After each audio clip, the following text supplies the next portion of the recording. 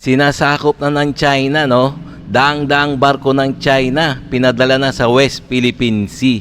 So ito ang gagawa natin ng reaction video, ha. Itong balita na to, ito yung mga latest, ito yung maiinit na balita ngayon tungkol sa West Philippine Sea.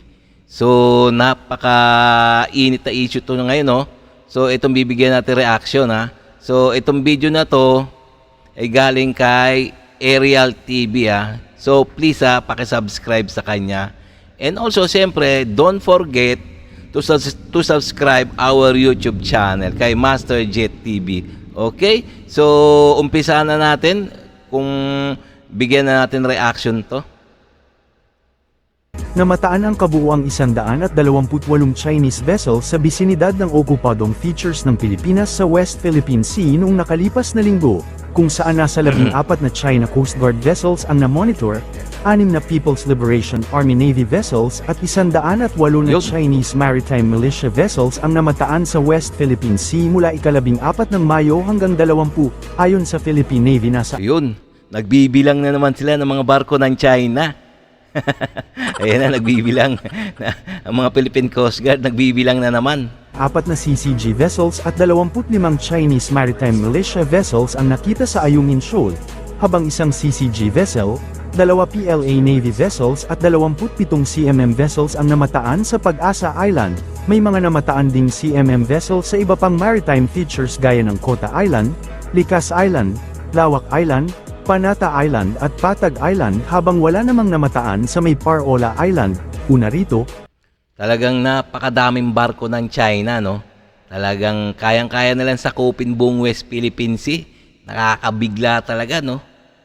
naobserbahan din ang pagtaas ng bilang ng mga Chinese vessels sa kasagsagan ng civilian mission sa Baho de Masinloc. Inihayag ng Philippine Navy na tumaas ang presensya ng Chinese Coast Guard at Maritime Militia vessels, partikular sa Baho de Masinloc sa parehong period ng isagawa ang civilian mission na inorganiza ng Atenito Coalition.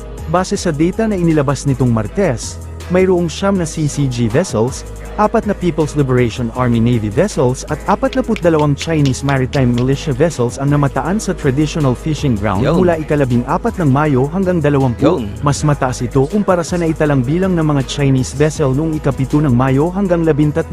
Sa gitna talagang napakaraming barko ng China, no? Talagang hindi kayang tapatan ng Pilipinas yan. Ng South China Sea Fishing Moratorium na unilaterally na ipinataw ng China, sinabi ng Philippine Navy ngayong Martes na namonitor nila ulit ang 122 Chinese vessels sa West Philippine Sea features, sinabi ni Navy spokesperson teka, hanggang monitor na lang ba talaga?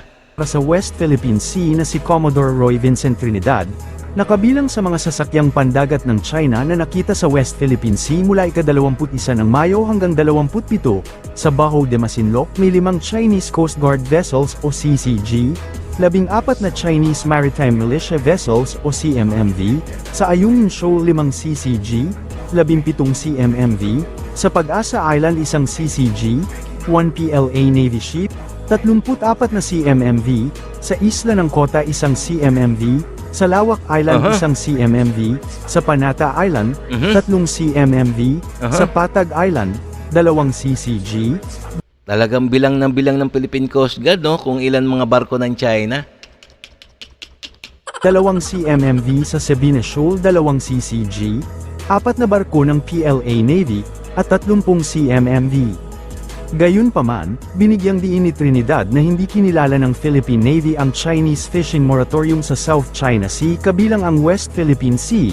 Dagdag pa niya, dinagdagan ng pagpapatrolya sa West Philippine Sea, kabilang ang Baho de Masinloc at Hilagang Isla, kasunod ng paglipat ng militar ng Pilipinas sa panlabas na depensa at pagpapatupad ng Comprehensive Archipelagic Defense Concept. Noong Lunes, nagprotesta ang Department of Foreign Affairs sa pagbabawal sa Ayan na naman. Nagprotesta na naman ang gobyerno ng Pilipinas. Ayan na, diyan mahilig yata sa protesta. Pangingisda ng China dahil nilabag nito ang internasyonal na batas at sinisira ang soberanya at karapatang maritime ng bansa. Sinabi ng Pilipinas na hindi nito kinilala ang moratorium sa pangingisda ng China na nagsisimula sa ika-1 ng Mayo hanggang ika-16 ng Setyembre, dahil kasama rito ang mga maritime zone ng Pilipinas kung saan ang Pilipinas ay may soberanya. karapatan sa soberanya, at jurisdiksyon, hinikayat din ito ang China na tuparin ang mga obligasyon nito sa ilalim ng internasyonal na batas, Yun. partikular ang 1982 UNCLOS at ang Pinal at may bisang 2016 Arbitral Award, at sumunod sa mga pangako nito sa ilalim ng 2002 Declaration on the Conduct of Parties in the South China Sea. Alam nyo, para sa akin hindi susunod talaga yan ng China na yan, Hindi susunod sa international law, hindi nga. Las lalo pa nga nilang pinag-iigting ang pagbabantay sa West Philippine Sea. Nagiging agresibo pa nga sila, Kahit wala sa batas sa kanilang kinikilos, kanilang galaw sa West Philippine Sea, diretso pa rin sila. Kasi nga, wala silang kinikilalang batas. So, ano dapat yan? Muli namang nagtapat ang dalawang barko ng Pilipinas at ang malalaking barko ng China sa West Philippine Sea, kung saan nagsasagawa ang dalawang barko ng BFAR ng tulong sa mga Pilipinong mangingisda. Ayan. Oh.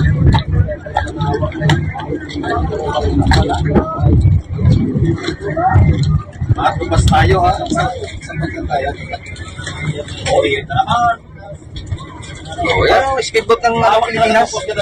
Kung malito yata ang ayos na naman kasi dito pupunta yan. Dito. Yan ang speedboat ng BFAR.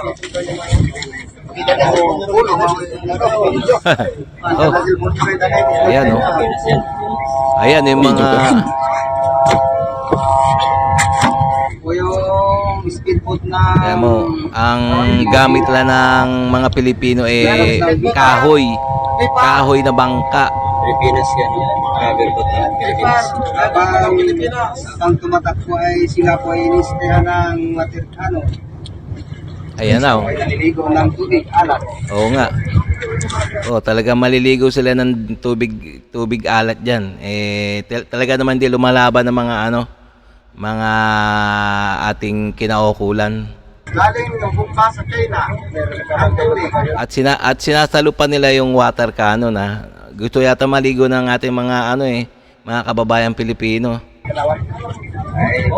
Wala sa kalahati yung natin. Para po. Pitpiting. Yung parang lang ay. Ito pala yung palapitin mo sa kung saan pa kulangot lang. Kaso mapilit pong pibar na tumagi.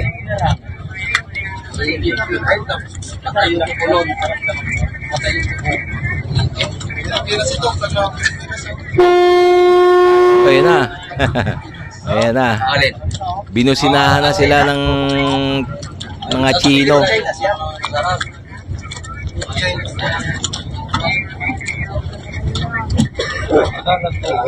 May notice dito na kasama sila, wala pa.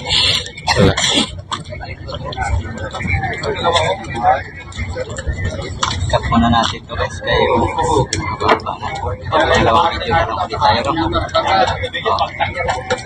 Kaway-kaway na lang dyan sa mga Shout out. Naka-live ako guys. Shout out. Shout out na lang sa mga nanood dyan, kung sino man yung mga nanood dyan, kung mapusuan nyo. Pa-shout out na lang ka, ma. Di bahala ka. Ayun na. Shout out na lang.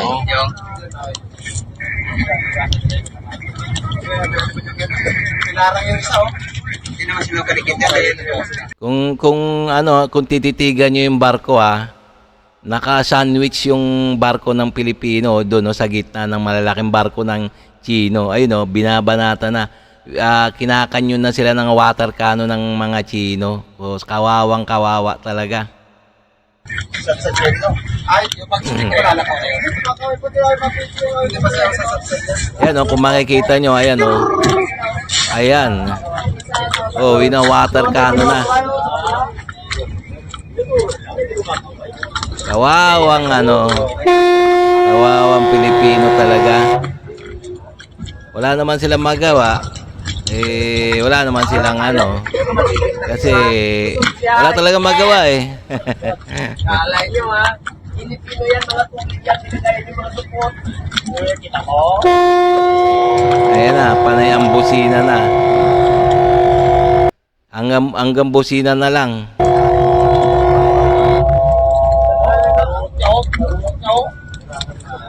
Kaya mo, napakalayo nila itong nasa ano, itong nagka-camera, itong nagbibideo Napakalayo nila, baka nga sila din kasi pag baka lumapit sila naman ang i-water cannon ng mga Chino.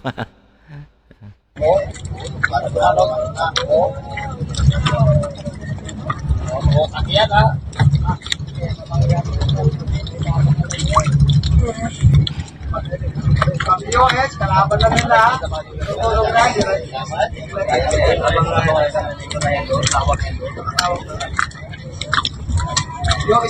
Live yan Ito yung pagkalaantay na eh. Dato bangkay. Dato, ito nga pinakauna yung pagkuha natin ng crudo. Pagkuha natin ng crudo na Okay mga guys, so ito tinatapos na natin itong video na to So nakita nyo naman mga guys na talagang sinasakop na talaga tayo ng mga Chino, no? Daang-daang barko ng China pinadala sa West Philippine Sea. Halos nakapaligid na, no? Kaya nga nagbibilang pero kayang-kaya naman bilangin. Kayang-kayang bilangin ng mga Philippine Coast Guard yan, Tsaka imo-monitor naman nila yan. So diyan sila magagaling Yung pag-monitor tsaka pagbilang ng mga ilang barko ng China ang pumapasok sa ating EEZ, sa Exclusive Economic Zone ng Pilipinas. Yan. Ang trabaho nila, no? So okay guys, no? Kung nagustuhan nyo itong ganitong mga reaction video, please sa mga bago like and subscribe na lang muna bago tayo matapos itong video na to. Okay?